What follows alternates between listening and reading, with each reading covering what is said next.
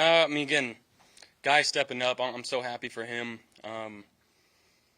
I've got all the faith in the world in him, and for him to come out and play this way, day after Christmas, it means a lot to him, but I think it means a lot to everybody on this team. Just seeing a guy like that who has his ups and downs throughout the year, loses the returning position, is sat for a couple games, and comes out and he was unbelievable today. I think he had 11 plus catches, 100 plus yards, the touchdown in the opening drive. Just an absolute. Just phenomenal day for him, and I'm so happy for him. I can't express that enough. Josh, he had over 300 yards passing, over 100 yards on the ground, didn't get sacked. The offensive line, how would you say they played, especially when Ike goes down early and had to reshuffle everything? Man, I think it was the Christmas presents I got him. They were pumped up, and they played a little harder for him. So never hurts to treat those big guys, and I'm super proud. Again, adversity, just guys being pulled out. Ryan Bates stepping up. He played fantastic. Ike goes down. Dion comes back in after being, at home with COVID and not really knowing much of the game plan and not actually practicing the game plan. That's really tough to do. I'm so happy for our guys, how they responded.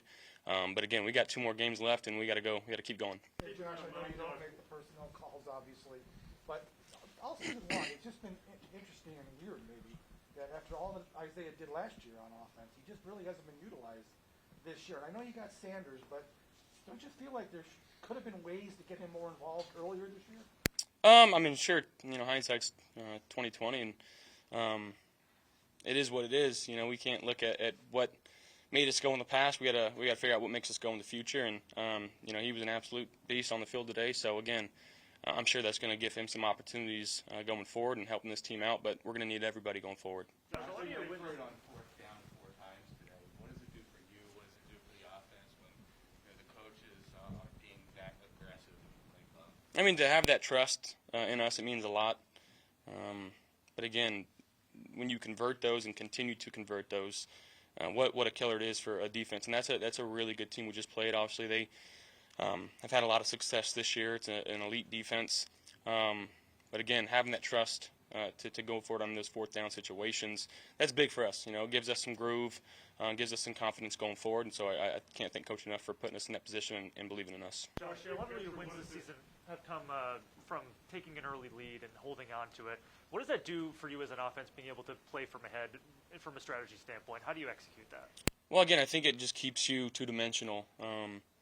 Running, passing, rollouts, nakeds, quick game, some deep shots. It just forces the defense to play all types of situations and really every inch of the grass. And again, our guys stepped up. We had a lot of key plays today that maybe the game's different if it goes the other way, and there's still some things that we left out there that we want back. But proud of guys like Coombe and Isaiah stepping up, guys like Rick Bates, and especially on the defensive side of the ball, they played fantastic. So it was a complete situational and situational football win today, and complementary football. And the return game looked good, and special teams was good. We had no punts today, and Matt Hack came out and he was like, "We need to get a picture. I've never done that in my career." So we got a picture for that. So that was pretty cool. But again, whether or not we continue going, we got to keep going, and we could see this team in the future, and we know that. So we try to keep finding ways to produce on the field. What do you guys prove today coming in here getting this